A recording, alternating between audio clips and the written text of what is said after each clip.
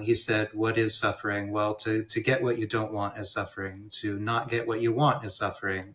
To grow old, to grow sick, to die is suffering. Sorrow, lamentation, pain, grief, and despair. These are suffering. And once we have a common definition, he said, well, happiness equals the cessation of suffering. And so to the degree that you are not suffering is the degree to which you are happy. And this changes the paradigm, because then happiness is your base state. Unhappiness is the visitor. Unhappiness is the condition that is arising and ceasing. But when unhappiness ceases, then you are happy.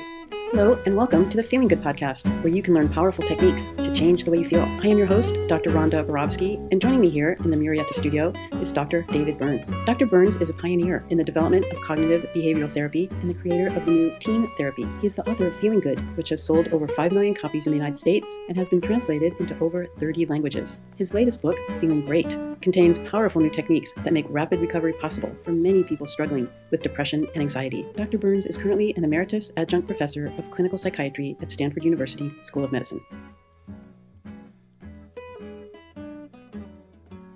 Hello, Rhonda. Hello, David, and hello to all of our listeners around the country and around the world and throughout the galaxy. This is the Feeling Good podcast, and we're at episode 421. And today we're going to be continuing our what we hope to be a semi-regular podcast series on spirituality and the overlap with TEAM CBT. Last week we talked about the research study that Jason Meno did with meditation and the changing of negative thoughts. And we're happy to be joined by Jason again. And, Jason has talked previously about his history with Buddhism and studying Buddhism. And he was generous enough to contact one of his teachers, Tahn Palmetto, and the Venerable Tahn Palmetto is joining us today. And I want to welcome you and then read your introduction, if that's okay with you. Mm-hmm. So the Venerable Tahn Palmetto is ordained as a Buddhist monk, and he was ordained in 2010 in the Orthodox Southeast Asian tradition of Theravada Buddhism. And since then, Tahn Palmetto has... You say that again, the kind of Buddhism? Theravada, Theravada. V-A-T-A. And that's one word? V-A-D-A. Theravada. And since then, Tahn Palmetto has traveled across the country, studying with revered monastic teachers and practicing mindfulness as a full-time lifestyle. His travels also included several years of hermetic wandering across the Northeast United States, which focused on meeting people where they are and at finding ways to apply the Buddha's teaching to our daily lives. And since the pandemic in 2020, Tahn Palmetto has continued his work online, meeting with people virtually to discuss mindfulness, meditation, and Buddhist philosophy, both individually and in small groups. And I know that, Jason, you've continued to study with him. So we welcome you and are looking forward, because as I started to say before we started recording, David often references Buddhist philosophy and values, and we're hoping that you can set us straight.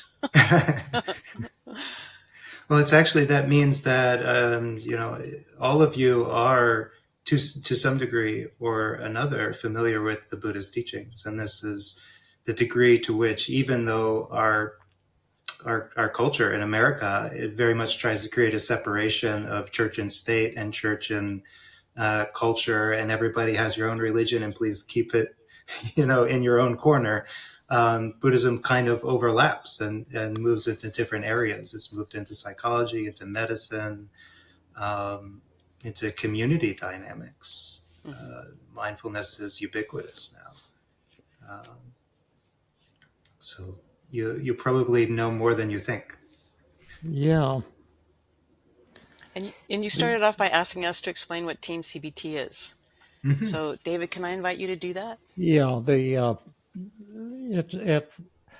CBT is cognitive behavioral therapy that's right. I talked about in my first book, Feeling Good, when it was pretty unknown. And it's essentially based on the idea that negative feelings result from negative thoughts, that you can't feel something without having a perception, an interpretation of what's going on. And that goes back at least to the time of Epictetus 2,000 years ago. He was a Greek Stoic philosopher, and probably the Buddha was perhaps thinking along those lines as well, and talking along those lines. And it's also based on the idea that when you're feeling depressed or worthless, or that every negative emotion has a healthy and an unhealthy version. When a pet dies or a loved one dies, sadness is healthy and appropriate, but clinical depression and feeling worthless and hopeless is not. And that the thoughts that trigger unhealthy feelings like clinical depression or panic attacks or social anxiety are always distorted. They're not realistic, that you're fooling yourself, saying like, I'm a loser, I'm defective, I'm worthless, I should be better than I am. And that when you get rid of those distortions, challenge them, your feelings will change, and that can happen rapidly. Mm-hmm. And that idea made a big splash around 1980, and it became the most popular form of psychotherapy in the world, and is now, and the most researched. But it didn't work for everybody. It worked for about half of the people who could be treated reasonably quickly, like in a matter of weeks or a couple of months, without medications, who were moderately to severely depressed, could recover reasonably quickly. And it was revolutionary in its time. But it didn't work for everybody, because a lot of people fought the therapist and resisted. And so for the past 40 years, I've been treating people with cognitive therapy and doing research on how it works, and kind of it morphed into a new approach that's more powerful than the original CBT and works for more people. And when I work with people, I treat them generally in a single 2-hour session only. And I treat everyone for free, and have for the past 30 years. And people, I treat people in 2-hour sessions, and I would say at least 90% of the time, all their symptoms disappear in 2 hours. The goal of my life is to create something fast, because when I was a psychiatric resident and in my training, we just had people come and talk, and they never changed, and no one seemed to care, and no one was measuring anything. And it seemed kind of like a fraud to me. And now we have really powerful methods. We still can't help everyone, but many people can be helped really rapidly. And then TEAM just stands for the sequence that we do things when we sit down with people. T is testing. I test them with how are you feeling right now at the start of the session, with highly reliable brief scales for depression, suicidal urges, anxiety, or anger, as well as relationship problems, and then happiness we measure too, and then measure it again at the end of the session so we can see how much the person has improved. And then the E stands for empathy, which is just listening, providing warmth, and understanding what the person is saying and how they're feeling inside, and resisting the urge to help. I call it the zero technique. You zero in on what the other person is saying, and you get inside their head, but you don't try to change anything or help them or interpret anything. It's just to be there. And then after maybe 30 minutes, you say to the patient, this is when you're working live, what's my grade, in warmth and understanding and empathy. And, is it an A, a B, a C, a D, or what? And if they say A- or B+, that means you failed. anything other than an A or an A plus isn't all there. And then you just say, well, can you tell me what I missed?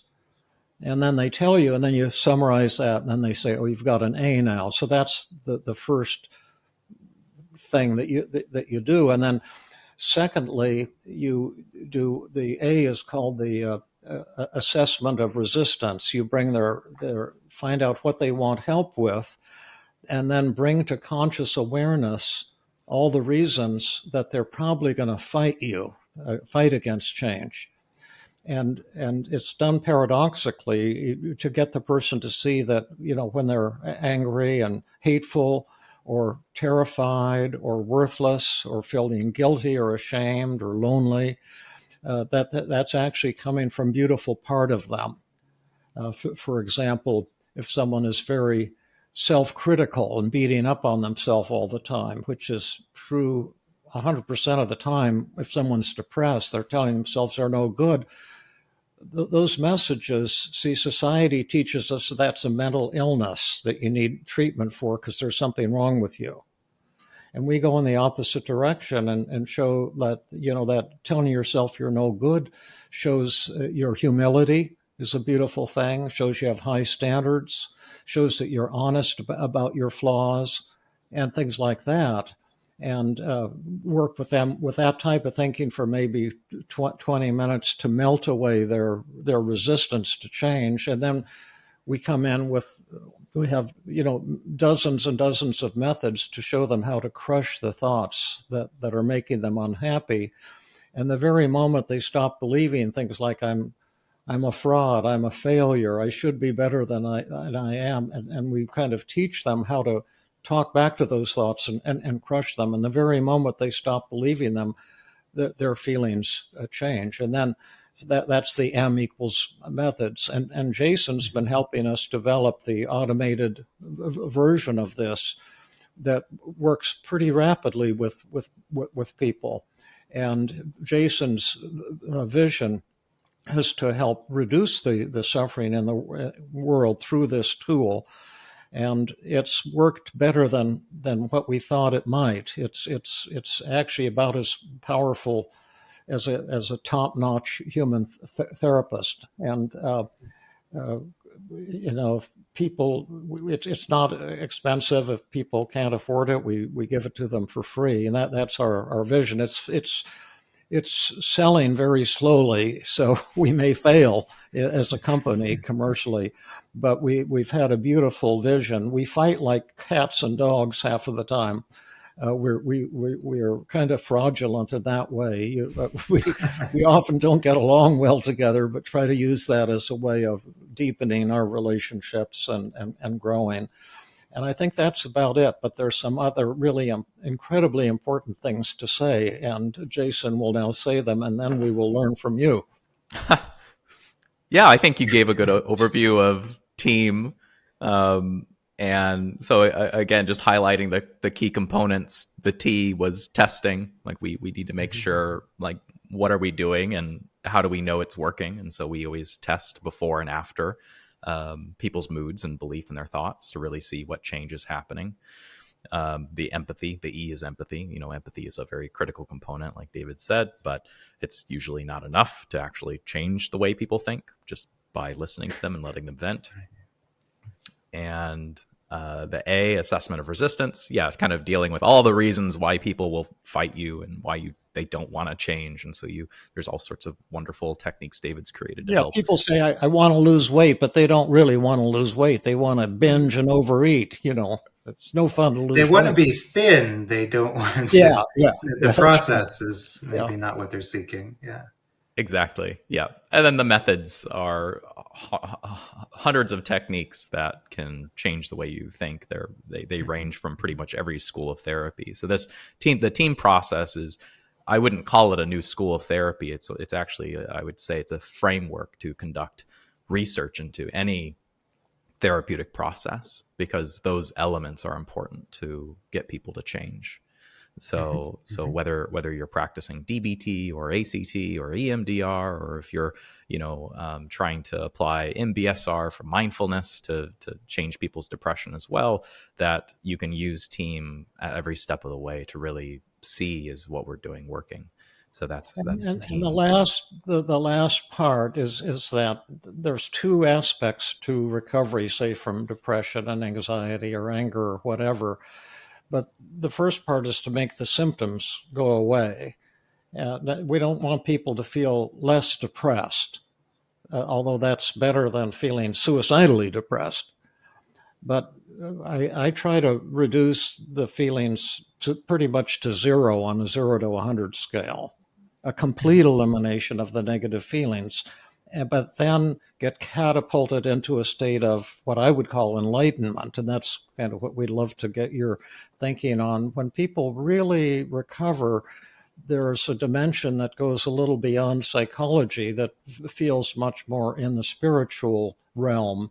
That is the kind of the most beautiful part of like as a therapist when I'm working, when I can bring someone from tears at the start of the session to joy and laughter at the end of the session, and also this kind of state of enlightenment where it's better than not believing those distorted thoughts. You see the ridiculousness of them, and you feel at peace with yourself, and you feel close to other people, and you're not threatened. You have no territory to defend anymore.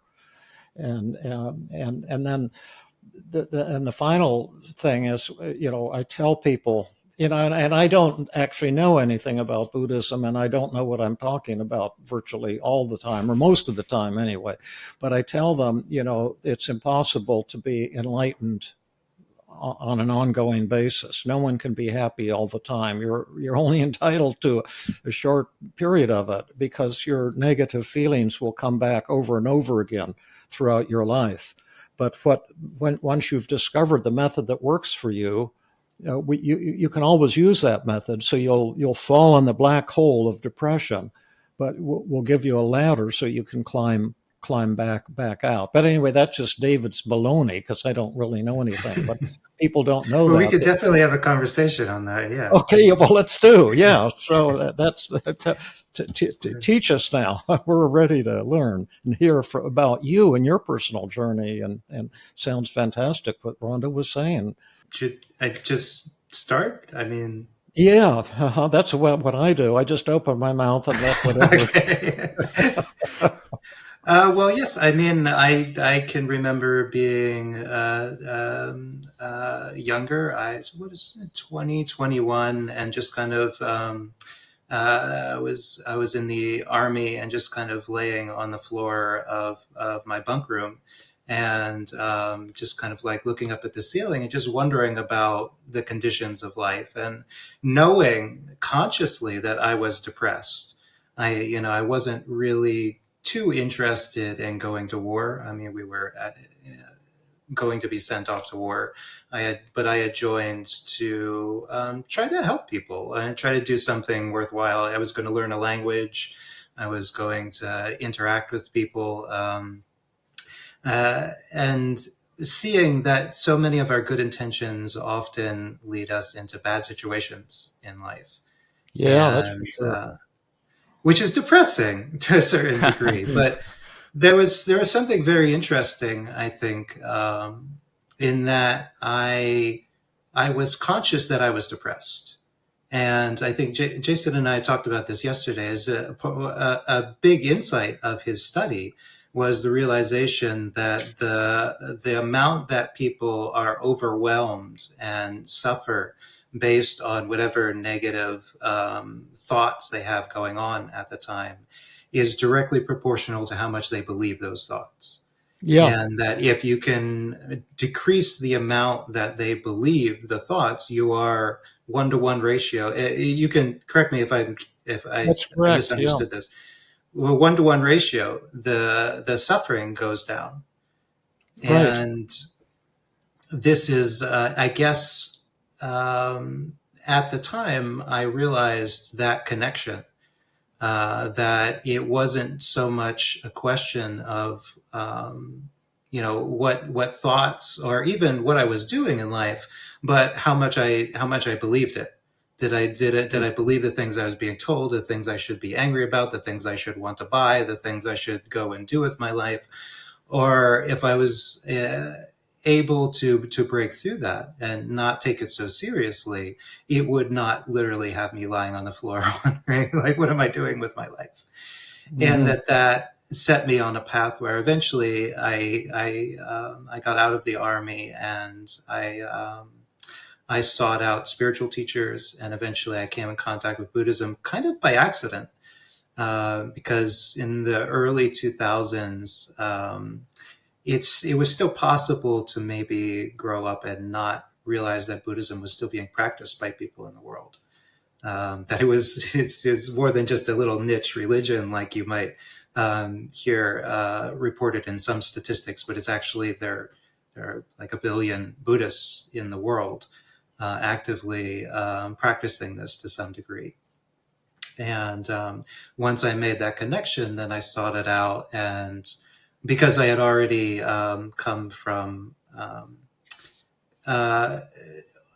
the realization that you can have a lifestyle that's very unconducive to happiness, I decided to commit to it full time. And I think to understand what a monastic is in Buddhism, it's just somebody who's decided to commit to it full time.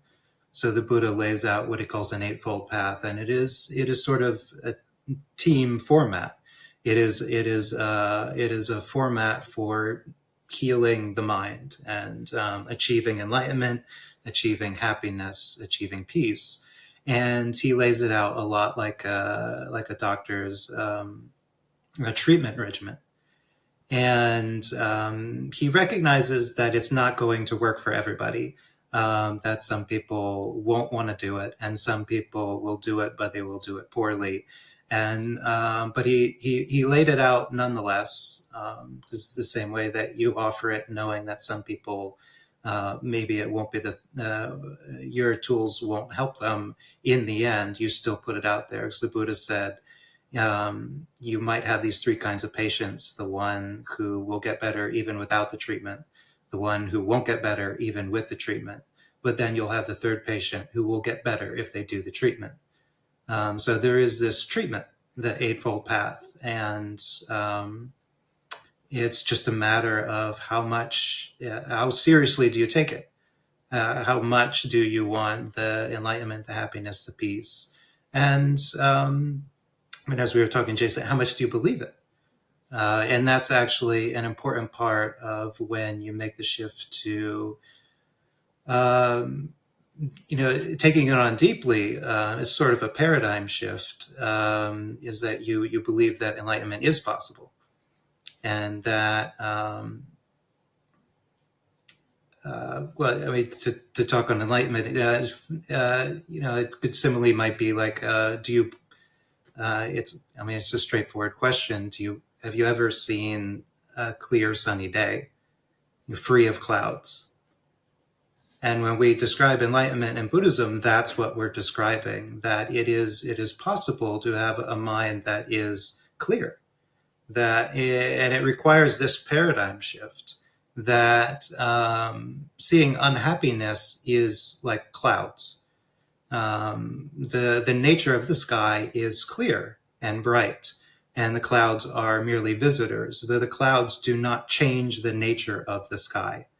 They might obstruct it for a time, but they are temporary things. And the same way, we start to shift to viewing our thoughts, our negative emotions, our suffering as temporary phenomena that come and go, and that they're just merely obstructing a state of mind that is happy.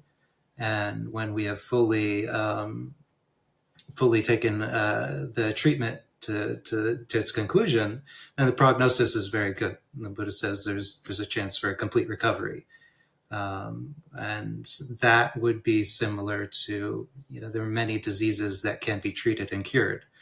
I mean, there are some that that are going to be with you forever. If you twist a knee and it swells up, you might have a bad knee for the rest of your life, and it might hurt whenever rain is coming in. But you get a cold, you tend to be sick, take some medicine and get better. And the prognosis is you can have a complete recovery where there is 0% cold remaining.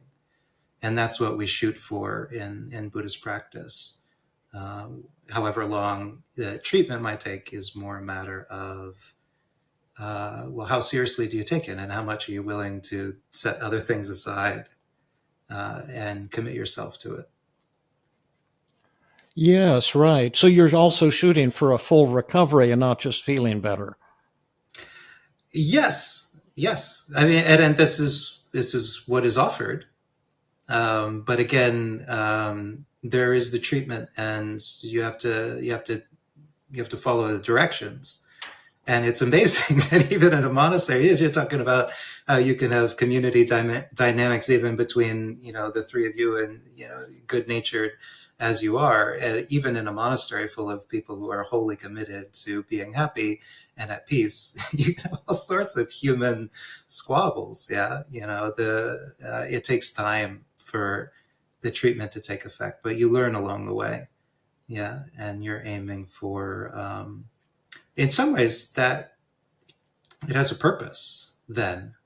If a squabble reveals to you some way that you're forming a view or an opinion about somebody that is not truth, that is not accurate, and that it is harmful to you, then in some ways, if you have a way of treating that, you would be happy. In the same way that somebody, they have a pain or something, and they suspect they have a disease, but they don't know for sure. They go to the doctor, and the doctor says, I'm so sorry. It looks like on the test you have cancer. Many patients will say, oh, thank God I knew it.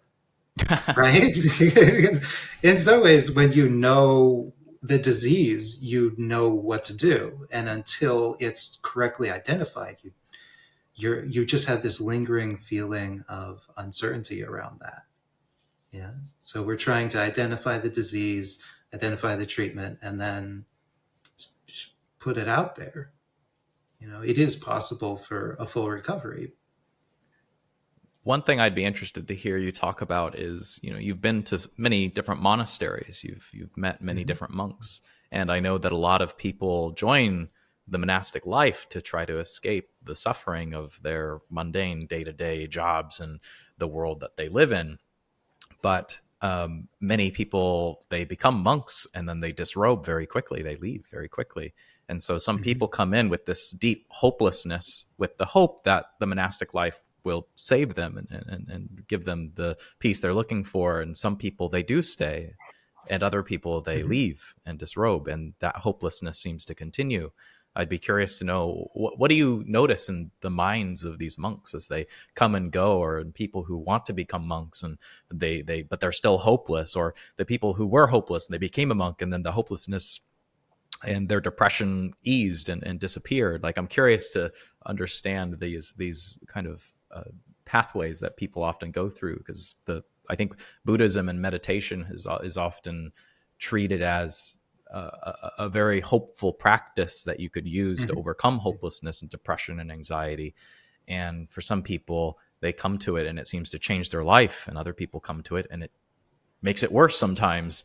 So the question is, what's your take on that? How do you think about that? So just to summarize the question so the rest of us can get it, some people both would come to therapy or to the monastery feeling depressed and hopeless and hoping that it will change their life and show them a path to joy. And some succeed in that, and some give up and it doesn't work for them. And what's the difference? What are the differences between those two? Is that the question? Yeah, basically so. Yeah. There's something I often say in regards to mindfulness, is that mindfulness doesn't create problems. Mindfulness is what we do in meditation. We cultivate an awareness of what's going on. And many people who begin to meditate, they start to notice, like, wow, I'm really angry. The mindfulness didn't create that anger. What it did was it revealed it. And for some people, it's maybe not the first thing to do is to become more aware of the way that their mind is working. So if there is a legitimate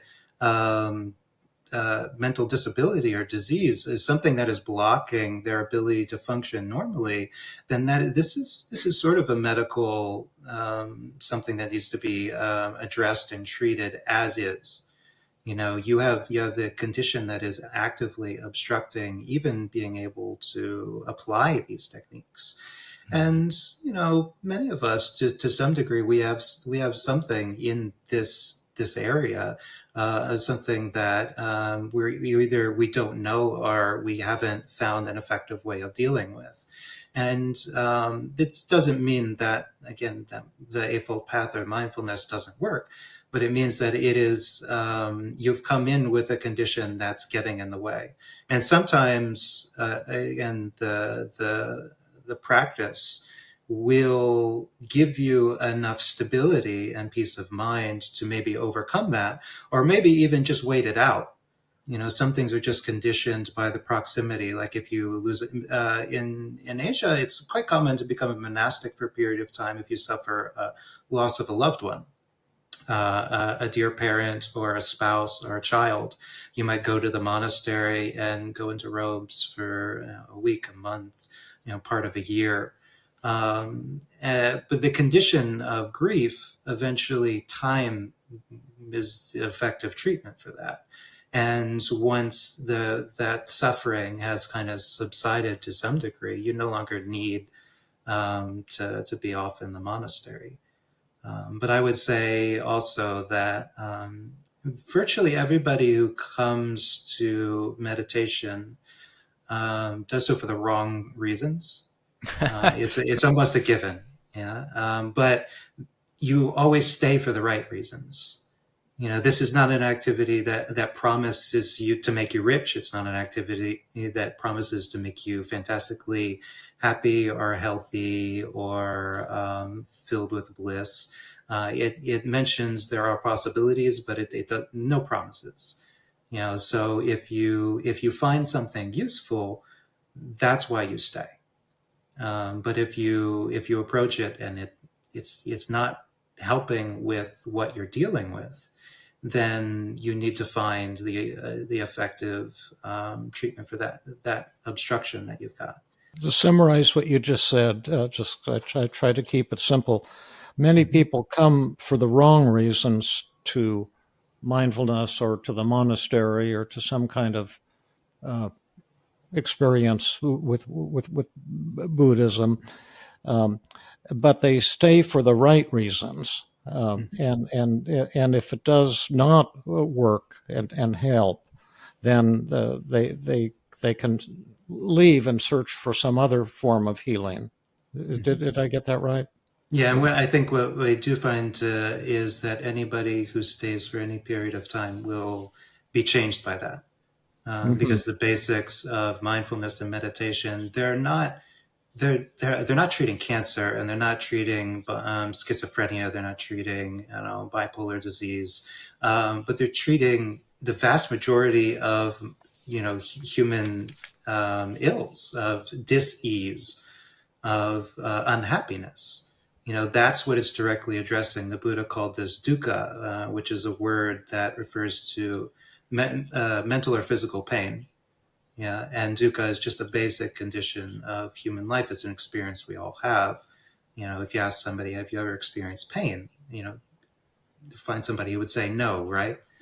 And this is what it treats, is how to effectively deal with our experiences in a way that doesn't generate more stress. So if you do it for any amount of time, you're likely going to find something that works for treating unhappiness, for treating stress. It might not treat the thing that you came for. That might still be a big mess that really needs to be addressed, but it will treat a lot of things that you might not have expected. And I think that's what surprises the people who end up staying. And we just, at the last meditation group, we do kind of online meditation groups. People were reflecting that many of them have reached a state where They came because, they thought this was the thing that they were supposed to do. And now they recognize they will continue to do it even if the group falls apart, even if nobody's checking in on them, even if they don't have any good resources in their area, they'll still continue to meditate. And when asked why, it was just because it's the thing to do, right? This is the thing that treats dukkha, that treats stress. So I don't have to, but once you've gotten used to treating it and dealing with it and overcoming it, it becomes second nature, right? It starts to seem like, well, why would you do anything else? And isn't that part of the overlap between Team CBT and what the therapists do, and what people are searching for? The motivation in Buddhism is both to free oneself from suffering. Mm-hmm. Yeah, which is a byproduct of the freeing others. So there's overflow, which is to say, the three of you, I imagine you have. There's a basic understanding that you're not a patient. You're not the worst of the bunch. If you were the worst of the bunch, then you would be the one getting treated. But you have enough stability and peace and happiness to be able to offer something to others. And that's what practice actually, it gives you surplus happiness. And so many of our problems, we have more resources to deal with them if we've been practicing mindfulness, meditation, goodwill, renunciation, the things that help free up our mental resources. So you might come for a very personal reason, a very selfish reason, even. And that's what I say. It's sort of the wrong reason to come. It's like, I'm just trying to fix my stuff. But in the end, you end up learning ways of dealing with everybody's stuff. And there's kind of no reason not to employ those techniques whenever you see the opportunity to relieve suffering. You stop focusing so much on just your own and start focusing on, well, there is suffering here, and I know the solution. Let's apply it. What do you do as a ordained Buddhist monk?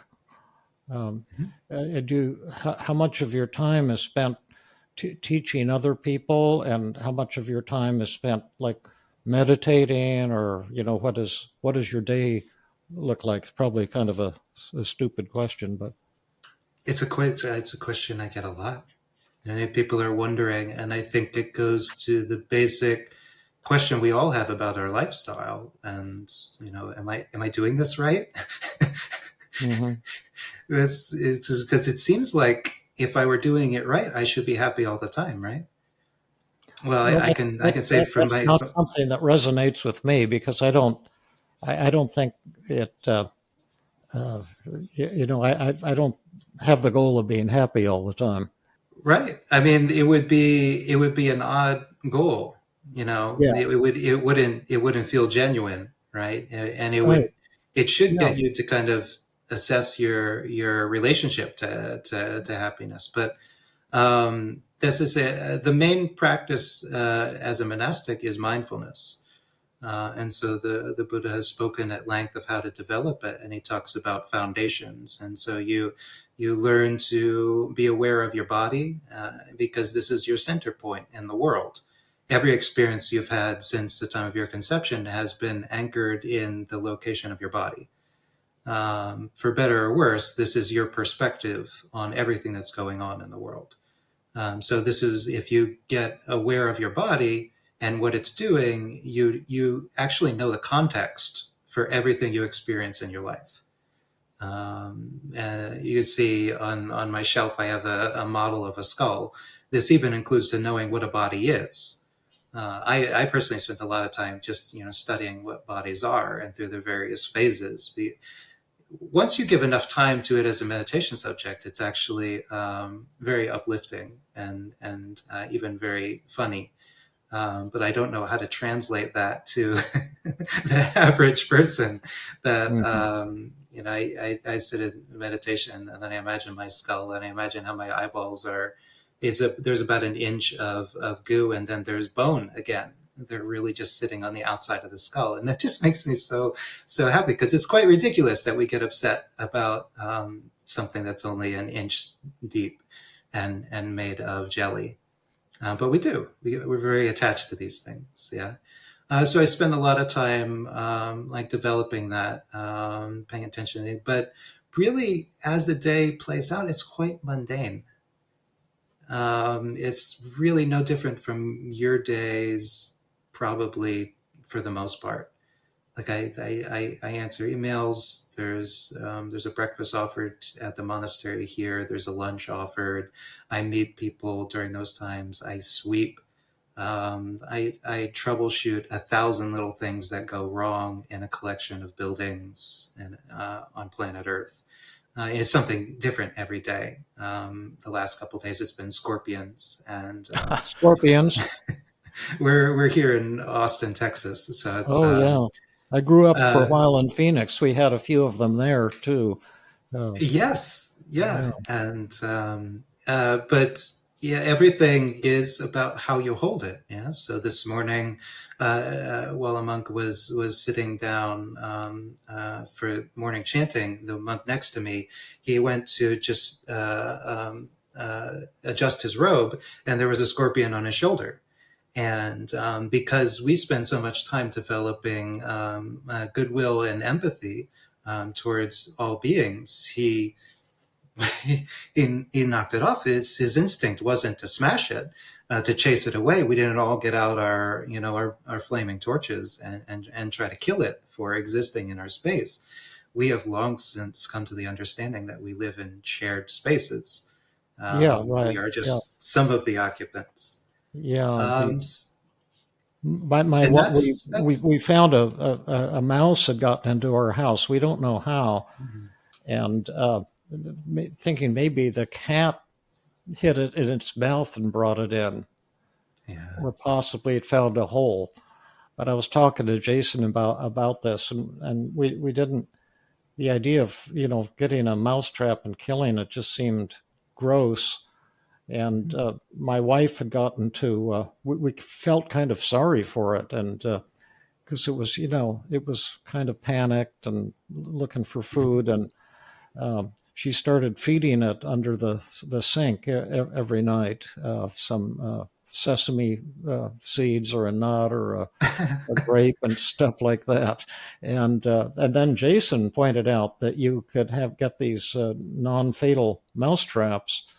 And so she ordered 2 different kinds from Amazon. And then this morning she finally found one that worked. And he was in there this morning when she got up.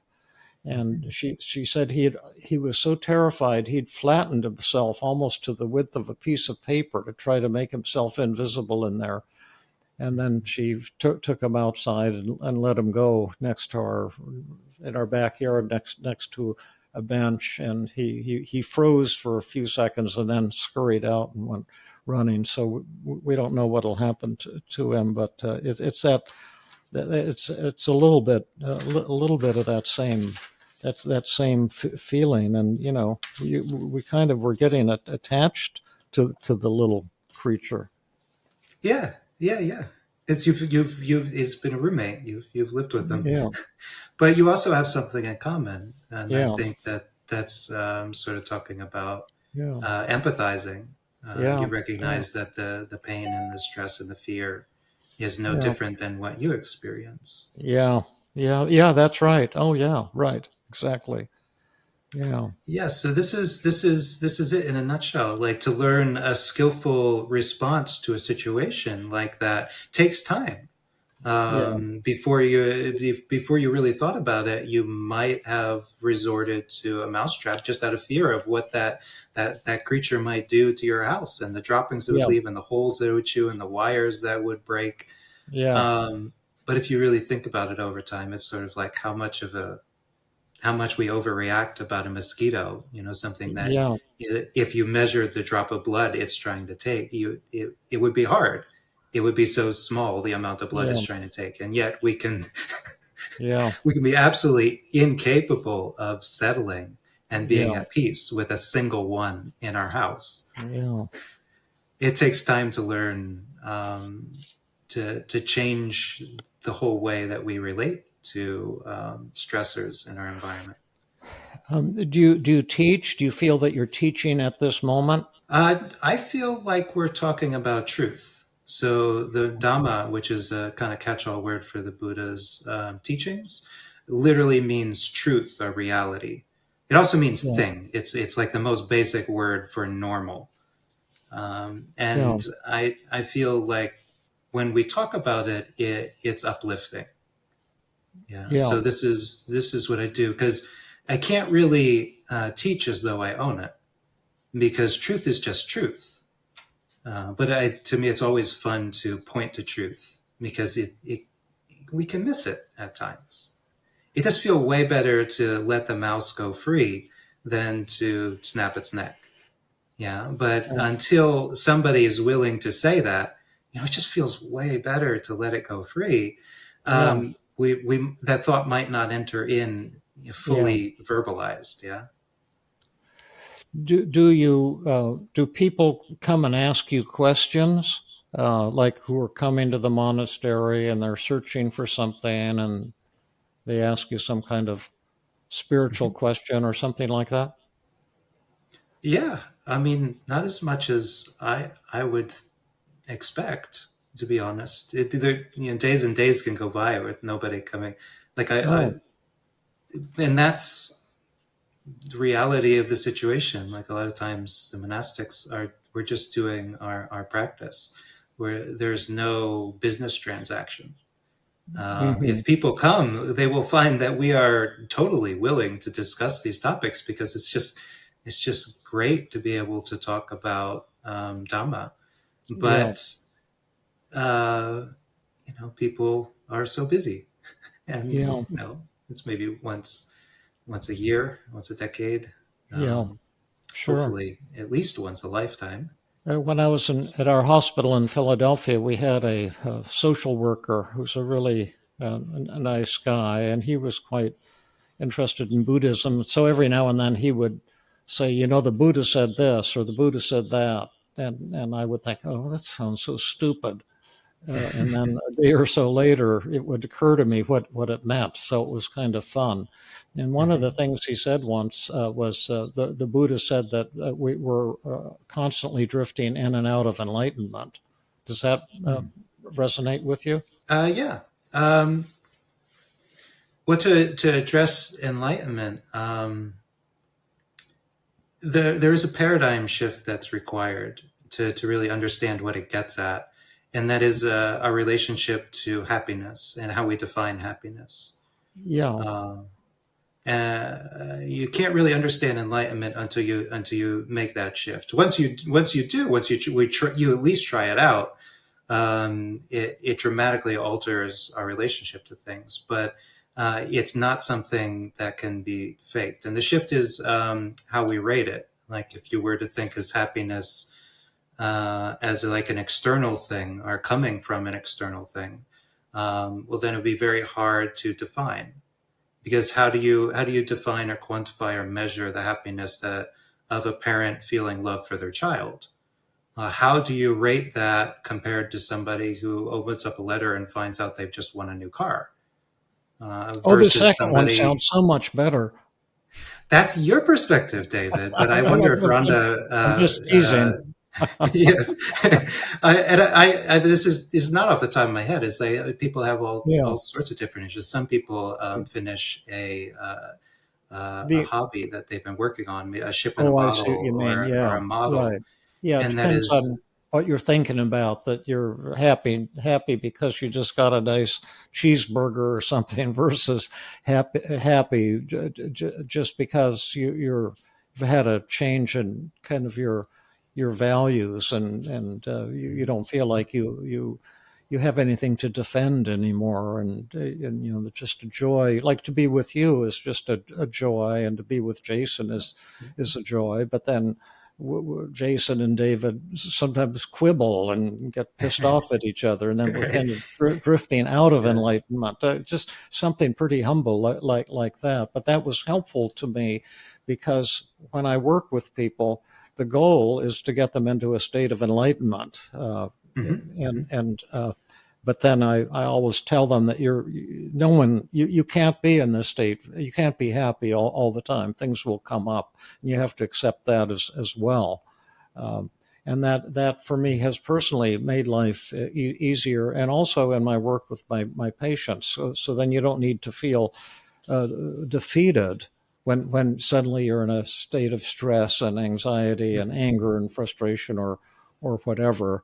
I've drifted out of enlightenment, and then I tell myself, oh, and this will last forever. And then I say, no, David, you're fooling yourself. You know, this won't last forever. And 2 days from now, you'll be happy and joyous. You'll be back to your normal self. And then I tell myself, oh, no, that couldn't happen. I feel too terrible right now. This is the truth about things. And then I say, well, you always say that, David, but you know for sure that you're going to get back to that state again. And I say, that's right. So don't sweat it right now. Unless you're in this phase, and pretty soon you're going to be really joyous and creative again. That's kind of my way of understanding that. But it was really helpful to me that he said that, because I kind of learned from that over a period of time. Yeah, well, I mean, this is what we're trying to get at. Like, if you gauge happiness by something external, well, external conditions can change. Jason can make you happy one day, but then he can make you upset the next day. Yeah, and this is the nature of external conditions. But when we talk about enlightenment in Buddhism, we're talking about seeking that which is not conditioned. So in order to do that, you have to change what you define as happiness. So the Buddha did this by defining suffering. He said, what is suffering? Well, to get what you don't want is suffering. To not get what you want is suffering. To grow old, to grow sick, to die is suffering. Sorrow, lamentation, pain, grief, and despair. These are suffering. And once we have a common definition, he said, well, happiness equals the cessation of suffering. And so to the degree that you are not suffering is the degree to which you are happy. And this changes the paradigm, because then happiness is your base state. Unhappiness is the visitor. Unhappiness is the condition that is arising and ceasing. But when unhappiness ceases, then you are happy. And the reason this is so powerful is because it gives room for an unconditioned happiness. Yeah, and it's something that can be overlooked, because you might not think of the state of peace, of just being content, of just being friendly, of just being relaxed as a form of happiness. But this new definition allows for that. Yeah, because when you are content, when you are friendly, when you are at ease, not afraid, not worried, not anxious, not grieving, when you are at this basic state of not suffering, you are happy. And so the definition of enlightenment is when there is no suffering present. When your happiness is no longer conditioned by external circumstances. Because if your happiness cannot be affected by anything externally, then it can't be taken from you. And then could you talk about from this is more of a Tibetan Buddhism point of view, but could you talk about the 3 distractions of happiness? From my understanding, attachment, aversion, and ignorance. I mean, how do they fit in what you're talking about?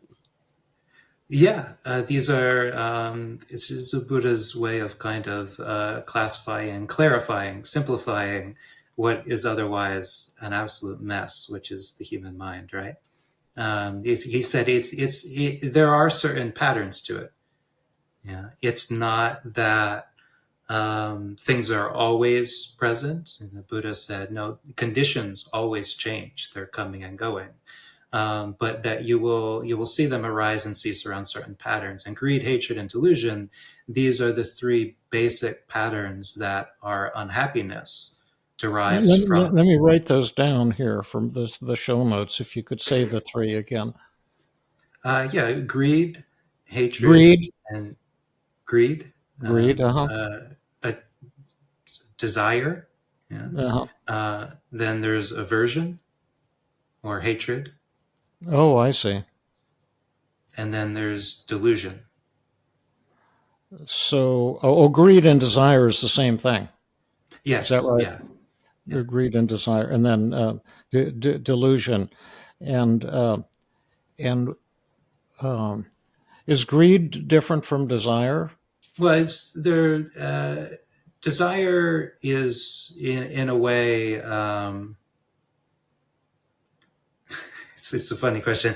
To mix lists, yeah. So this particular list is one way of kind of framing things. Sometimes we use the word desire in different lists and different ways of kind of framing.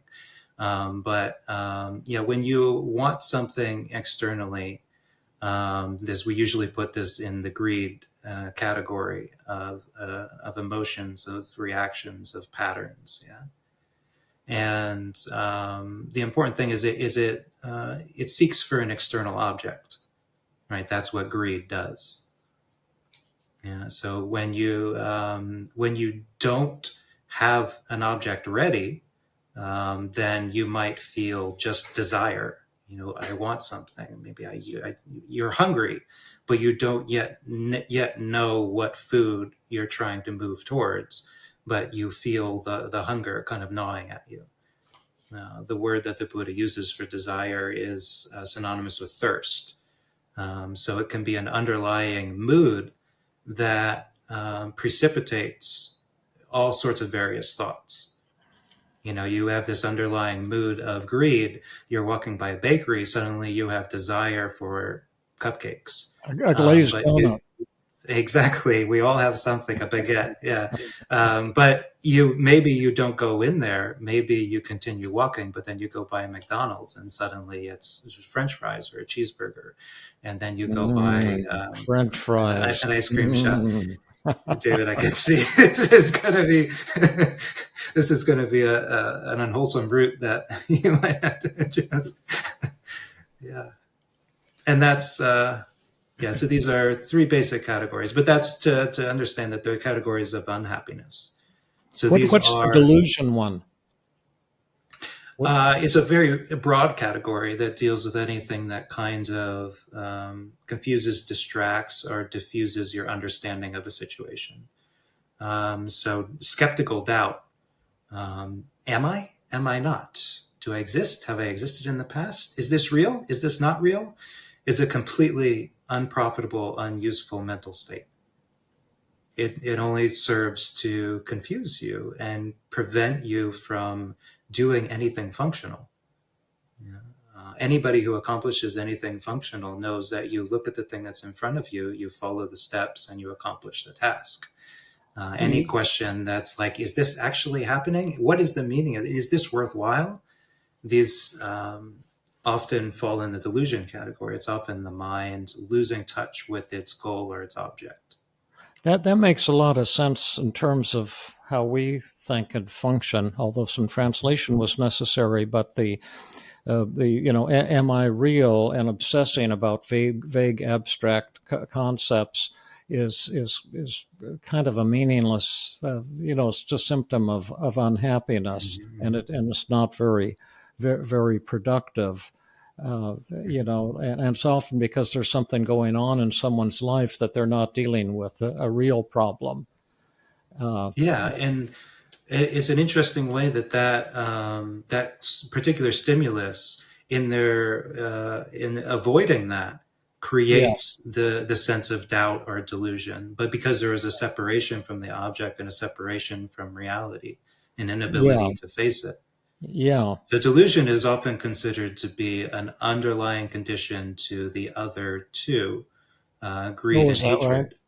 Because you kind of have to not see your object clearly to want it or hate it.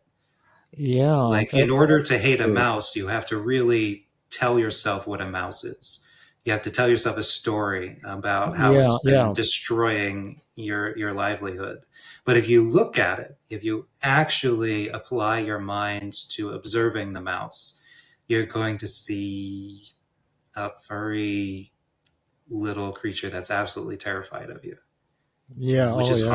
hard to have hatred for that. Yeah. Right. Yeah. That's cool. I love that. Good question, Rhonda.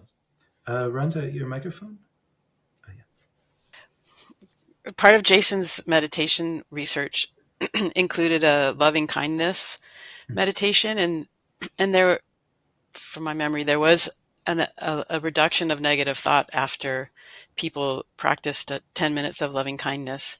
And the second one that you brought up, well, that I asked you about, was hatred, and it isn't hatred the exact opposite of loving kindness. So when people are in that stage of those types of negative feelings, that's a complete block toward their path of or their journey toward happiness.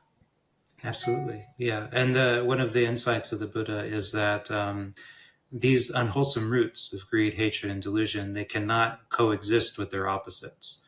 The mind can only have one of these moods at a time. So you can have greed, hatred, or delusion, or you can have non-greed, non-hatred, and non-delusion. So when you do a bit of the meditation on love and kindness, you are cultivating thoughts and moods in line with friendliness, with goodwill, with love. And because of that, hatred, the mind states of hatred, the mood of hatred cannot coexist there. And Jason, we were talking how the Buddha makes a distinction between the mind and thoughts, and that these are two different things. And so the mind precedes thoughts. So you'll have an angry mind before you have angry thoughts, but you cannot have angry thoughts without an angry mind. Right? So you cannot form an angry opinion or malicious insult about somebody that you're feeling friendly towards. It doesn't work. It doesn't have any bite. Because those kinds of thoughts can't arise in a friendly mind state. I'd like to hear a little bit more about the difference between the mind and the thoughts, and maybe Jason can translate that for us a little bit. I'm just speculating. Yeah, I can talk a little bit about it. If someone has a negative thought, because there's all sorts of negative thoughts, and we measure their belief in them, and there are many negative thoughts that are actually true, like they are true acknowledgments of something negative that maybe happened to us, like, oh, I failed this test, or I upset this person, or something like that happened. And if we believe that 100%, it's what happened. But then there's another question we ask with negative thoughts, which is, how upsetting is it? How upsetting is that thought? And you can take someone and they can be very, very, very upset about something that happened. And I experienced this early on when I first started reading Feeling Good. I actually, in Feeling Good and Feeling Great, the focus is on identifying the negative thoughts that are creating a lot of the suffering going on in your life. That's kind of the main idea of it. And that if you can stop believing those thoughts and crush your belief in those thoughts, you'll feel better. And I certainly had direct experience of that. Like, yes, I think the main hopeless thought I had at the time was I have type 1 diabetes, and I had the thought, my life isn't worth living because of all the pain and suffering I'm going to have to endure because of this disease.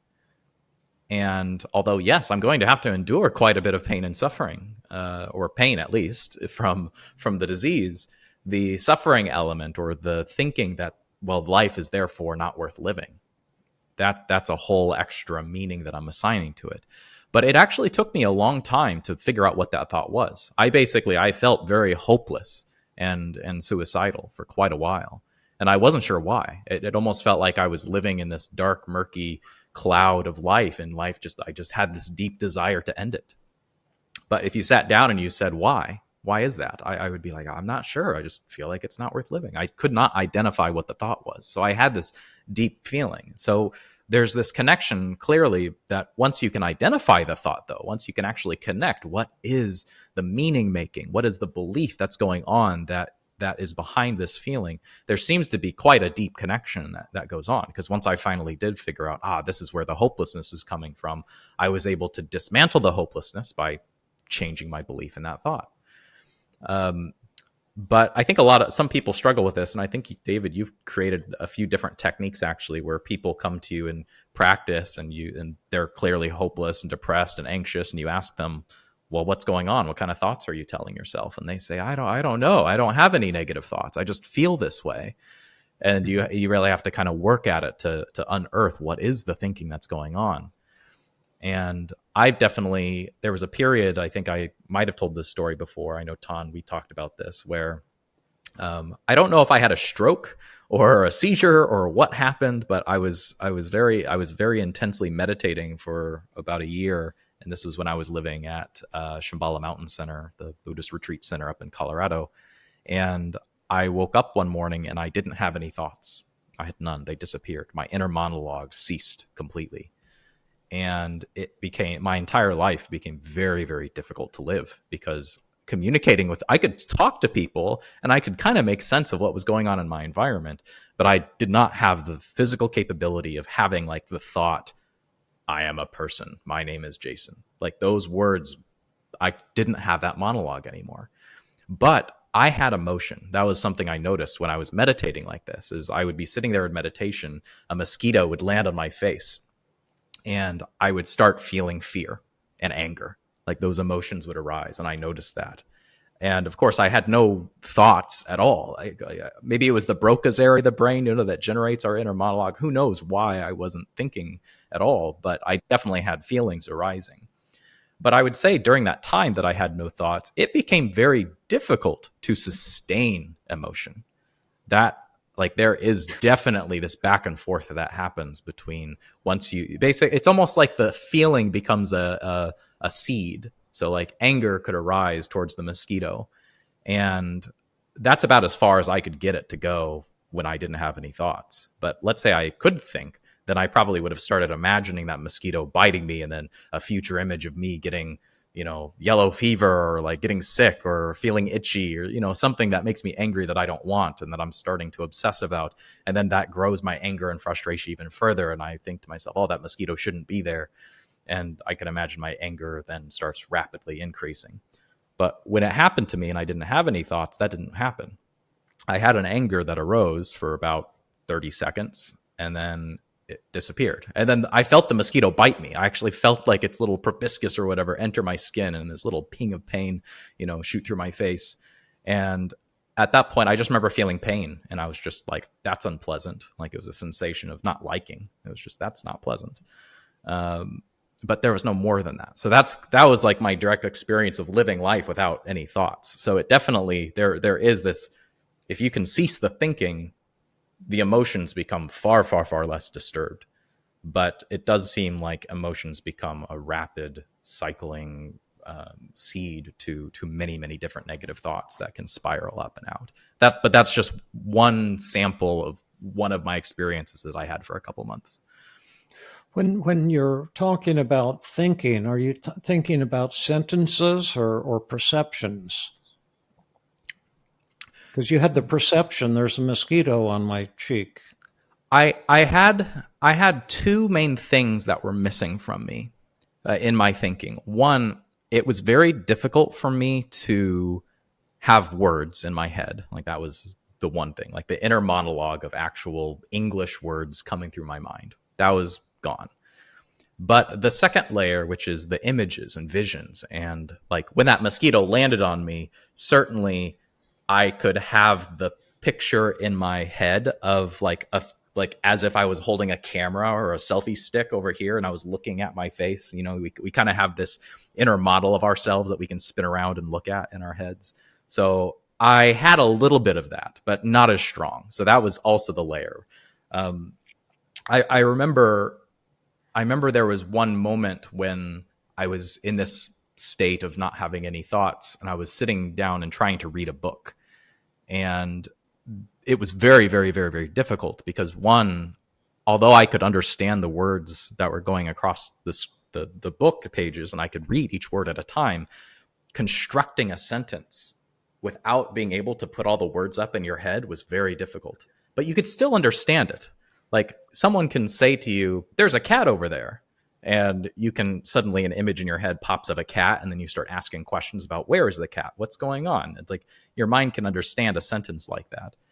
But when I was reading the book, I remember, the book I was reading, actually, it was a visualization book from Tibetan Buddhism. I think it was the Tibetan yogas of dream and sleep. I think it was like dream Tibetan dream yoga, I think.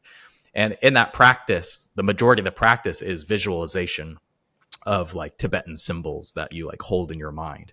And I remember I couldn't do it. Like, during that period of time, I struggled immensely holding these symbols in my mind. I just struggled. And then eventually a couple months later, I got on some medication that got my thoughts back. And then once I got the thoughts back and I read the book again, I was like, hey, I can visualize those pictures again.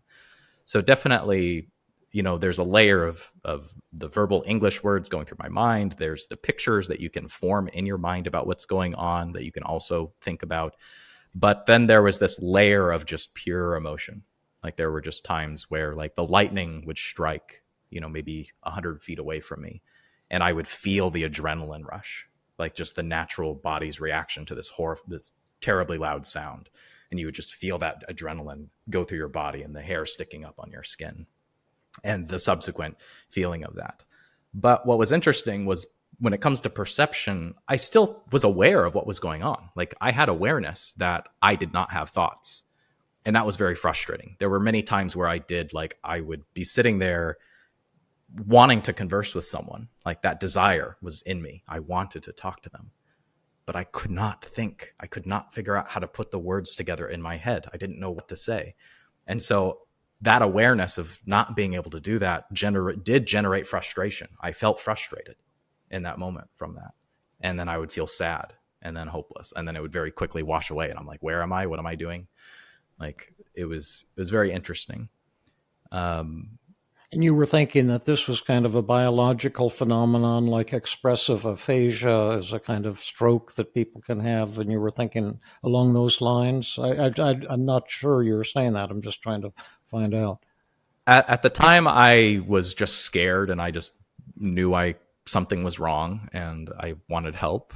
After I got a neurologist and was put on some medication, they told me like, well, maybe you had a stroke. Maybe, this was like some seizures happening in your brain. I did get I got like 2 MRIs and I did a few EEG studies and everything came back normal. So as to what actually was happening, I'm not sure. But that experience definitely had a lasting effect on me, and certainly is a useful thinking exercise of how was it that I was able to have these emotions arise in me without any thought, and what is the like, how was it that I was perceiving it? Like, because that mosquito landed on my face and it made me angry, but many other people will have mosquitoes land on their face and it won't make them angry. So clearly there was some level of perception and meaning making that I was doing. Perhaps not with verbal thought, but subconscious thought or some layer in between that made me angry at that mosquito. So it's interesting when we think about what is a negative thought. Like, if you have the thought, I'm a loser, or life isn't worth living, and it's very, very upsetting.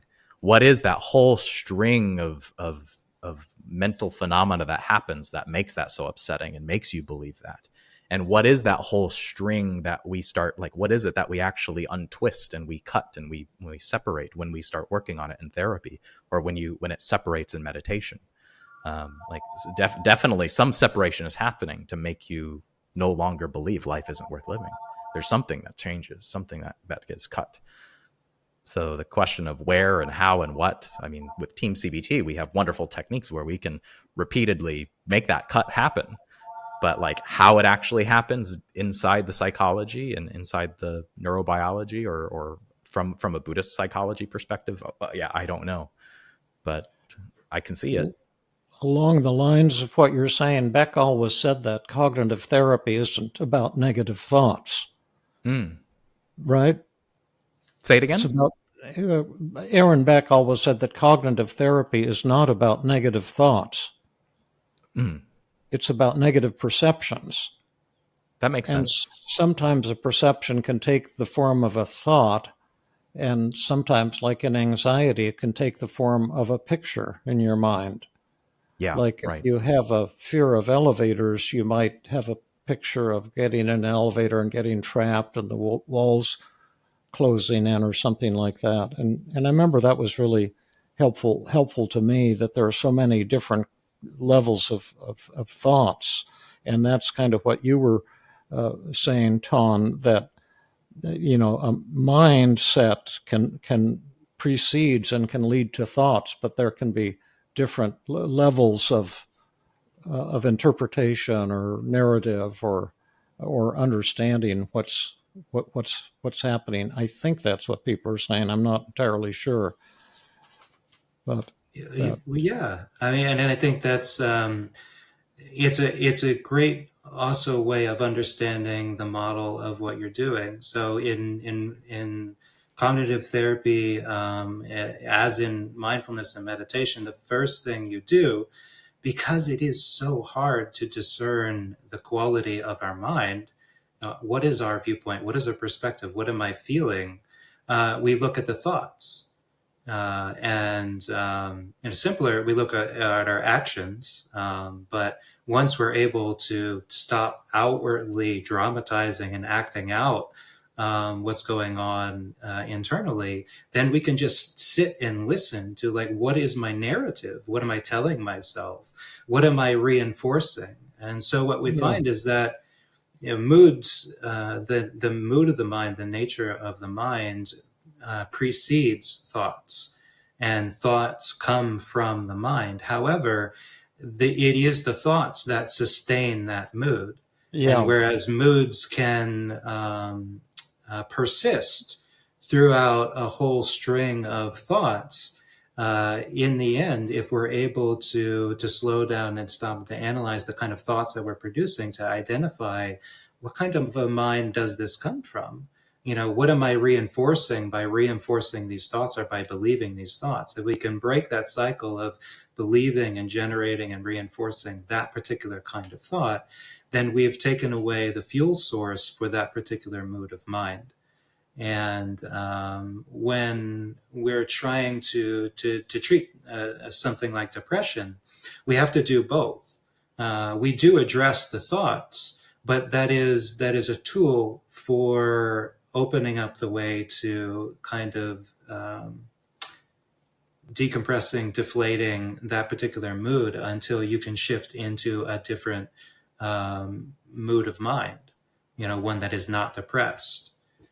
But it is just as important to recognize that the moods are also temporary phenomena, and they can cease. But it can sometimes be very difficult, if you're not watching the thoughts, to catch when the mood ceases and to know the difference, like a thought of benevolence towards a creature versus a thought of anger and a desire to hurt a creature. These should be pretty discernible, yeah? If you put them next to each other, but we don't have that luxury to put them right next to each other and just examine them, unless we really stop and watch over a period of time. So somebody who tells himself, like, wow, I'm an angry person, I'm always angry, I just can't do anything about this anger, they are in fact reinforcing that anger through this belief and through the narrative that they're telling themselves. Whereas if you get them to stop reinforcing and stop using those thoughts and reinforcing those thoughts, then you can find times when they're not feeling anger. Like, oh, do you have a pet? Yeah. It's like when the cat comes into the room and it sits on your lap and you pet it, are you angry at it? And you're like, no, of course not. I like my cat. Well, so during those moments, you're not experiencing anger. No. And that this can be recognized. The hardest part of this process is recognizing when a state has ceased. because it's just not how our mind is set up to notice the absence of things. But it can be one of the most therapeutic, is to recognize that no matter how afflictive an emotion is, there are times when it's not there. And when it's not there, all of the various thoughts that that afflict us in relationship to that are also not present. Well, this is a great treat to have you here, Tahn, and having you, Jason. I think 2 weeks in a row is really special too, and having you, Rhonda, every week in a row. Thank you. Do we have, Rhonda, any other questions we want to send to Tahn? Well, I do. I mean, we've been on over an hour, but I do have one question. David always talks about how we don't have a self, and I was wondering. No. No. I've never said that. Don't misquote. Okay, what do you say? What do you say? I'd say this. Here are some statements that have no meaning. Okay. I have a self. I do not have a self. I don't know if I have a self. To me, that's all word salad. It's just garbage sounds that have no meaning. That's my point of view, but people can't seem to get that. It's the same way with free will. It's a meaningless concept. It's not that we have it or don't have it. That's what Matt doesn't understand. He thinks we don't have free will, but it's just a different way of thinking. Words are just sounds that come out of our mouth, and their only meaning is the way you use them in what you would say, Tahn, practical everyday life. Mm-hmm. And if you say to somebody, "Can you join us, Tahn, for our Sunday hike?" We hike every Sunday morning at 8:30. Can you join us for the hike this Sunday? And you say, "Oh yes, I can." And then if I were to say, "And will you bring yourself as well?" That doesn't mean anything, because he already said he was coming. I don't know if that makes any sense, Rhonda. Yeah. It's because when clearly you say, I fall into the group that does not completely understand the concept and this kind of discussion. Yeah, it's like to say I don't have a self. You're saying that there's this thing you don't have, but that makes no sense to me. Mm-hmm. Mm-hmm. And I was just wondering if Tahn, you could Let's think about that and say a what wise man's point of view on if that. you have thoughts about it or continuation of the discussion. You might suspect, Rhonda, that the Buddha does talk about self a bit. Specifically, it is a phenomena that we can verify, that we all, at least in the beginning, before we really hear anything or stop to think about it, we think we exist, right? Yeah. We believe I am me. I am me. You are you. I have a self. David, you would probably know, who was it who said, "I think, therefore I am"? That was Descartes. Yeah. But my own position, saying you say we think we exist. I don't know what that means. Was that right, English? Exactly. Yes, we do. We think that we are a self. We think that we exist. That there is a me. And this is something. Well, it is, and I think this is because it's a logic that it's easy to miss. Is that framework of "I think, therefore I am"? It's a half truth. We think. We all think, and even Jason, though there was a time when it was a rather complicated affair. You recognize thoughts arise, yeah. But even though thoughts arise, thoughts cease. You cannot have two thoughts simultaneously. In order to have a new thought, the previous one has to cease. So we don't think that all thoughts that we have ever had and ever will have are waiting behind the curtain to jump out at an appropriate time. We know that they're arising and ceasing. They are temporary phenomena. But then that formula tries to make a leap of logic and say that because thoughts are arising and ceasing, therefore there is a thinker. There is somebody doing the thinking. I am. And this is where we say, well, we can't find any proof of that. There's nothing you can point to that is an I. There is nothing you can point to that is a stable, reliable, always there doer of the thing. We can see the things that are done. We can discern the thoughts. We can discern the feelings. We can discern memories. We can see these arising and ceasing, but we can't find a core soul or essence or stable entity anywhere. All we find when we look are these temporary phenomena that are arising and ceasing. And this is, once you realize that it's second nature to kind of assume that there is a doer, to assume that there is a core, and you can let go of it. Because as you say, it's really not useful. You don't have to have the idea of yourself as a self in order to get in a car and drive out to a picnic.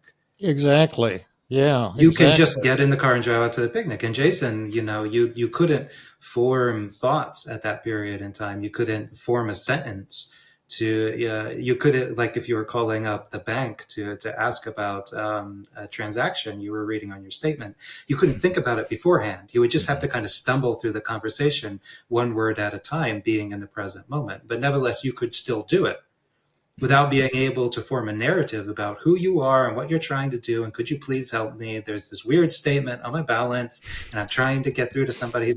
We do this. We form these narratives and these selves and these stories about ourselves that we build up through a collection of thoughts. But we don't need to. And in fact, the idea that we have a self causes a lot of pain, right? Yes. Unless you have a really good self. What would that look like? There's a sort of there's a very esoteric, in the Tibetan Buddhism, there's an esoteric idea that if there were anything in all of the cosmos that were inherently beautiful and happy and satisfying, it would destroy reality, because all consciousness, when it landed on that object, would refuse to leave. All consciously, like a black hole, it would draw in all conscious thought onto that object, and nobody would ever a happy hole, so to speak. Yes. Because we are able to continue existing, therefore that means there is nothing in the universe which is inherently permanently satisfying. Cool. Which I think is funny rather than depressing, but I can totally get it. All that stuff is funny. One last question I have: is there a concept in Buddhism of laughing enlightenment? Yeah, one teacher was telling me he went to a famous Korean Zen master, and he went in for an interview, and behind the teacher there was this painting done in the old style with a single ink calligraphy brush. And it was this single character, very large, in the center of the page. But then that same character was repeated, smaller and smaller and smaller and smaller and smaller, trailing off into infinity. And this teacher was my teacher was so curious about that. Finally, he had to ask, he's like, that character, what does it mean? And the Zen master looks back and says, "Oh, that's the character for ha." It says ha ha ha ha ha ha. And this is our understanding that happiness and humor and the ability to not be overwhelmed is the basic nature of the mind. So enlightenment is when there is no longer any propensity for suffering. Because your happiness, if it is truly unconditioned, there is never going to be anything arising that can touch it.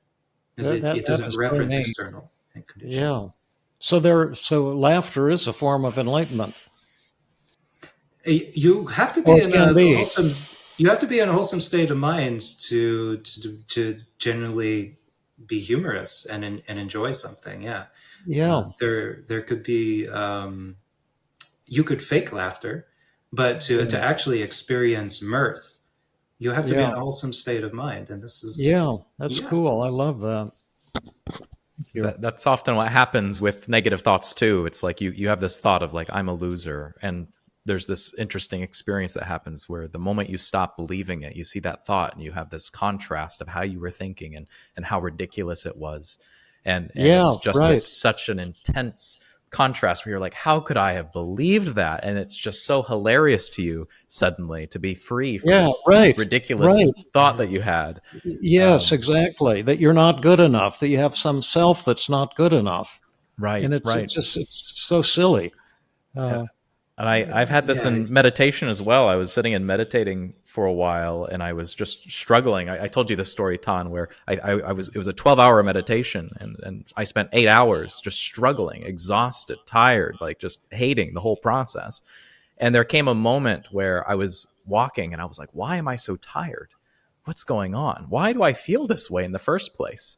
And I couldn't figure out why. I was like, where is the exhaustion coming from? Why am I what am I pushing up against? What am I fighting? It was like I had a boot to my own head, and I was like shoving myself in the wall. And once I realized that I was basically putting all this pressure on myself for no reason, striving for nothing, and I gave it up, and I just became curious and kind of looked at life with interesting eyes again, instead of feeling like, oh, I have 4 more hours of meditation, how horrible. I started thinking, oh, maybe there's something really interesting that might happen in the next minute.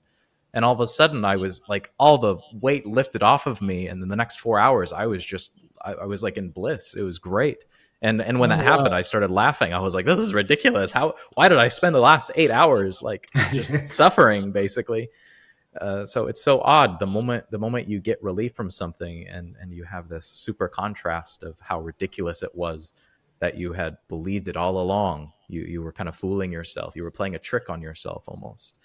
And suddenly you snapped out of it, and it's hilarious when it happens.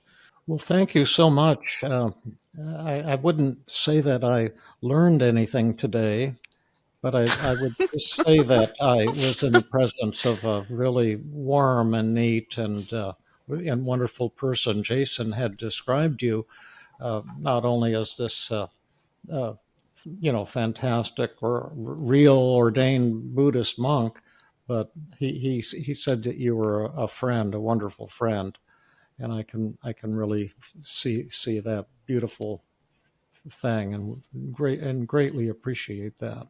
Greatly appreciate you so much. Well, thanks for having me. Yes, thank you so much. I really appreciate everything that you shared with us and the teaching. It was really an honor to have you. Yes, thank you. And this is, I've talked about the Buddha and the Dhamma, and we have kind of 3 pillars, and the third is Sangha. So I don't think of myself as a teacher so much as a fellow practitioner. So we all have the same prognosis, the same diagnosis and the same prognosis. We all have the same problems. So we get better together. Yeah, mm-hmm. And the work that you're doing, and that your openness to different ways of seeing things and ways of learning, that curiosity is what we need to foster in order to get better at this. Mm-hmm. And it also sounds like what you're saying is that we're all on the same path.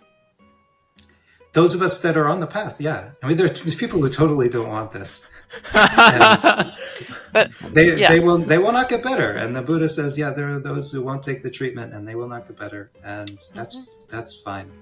But it is a delight when you meet people who are interested and are trying.